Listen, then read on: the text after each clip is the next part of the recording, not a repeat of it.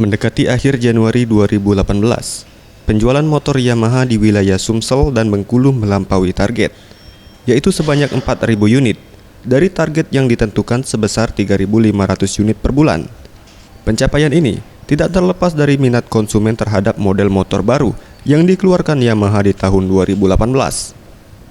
Meski demikian, pihak Yamaha Motor terus melakukan inovasi penjualan untuk mendongkrak penjualan di tahun 2018. Dan Yamaha Motor akan memanfaatkan momen besar di 2018, yaitu Pilkada dan Asian Games, karena secara tidak langsung dapat meningkatkan daya beli masyarakat. 2018 ini kita cenderung stabil sih, jadi peningkatannya tidak terlalu signifikan. Total sekarang itu kita sudah hampir jual ke angka 4 ribuan ya.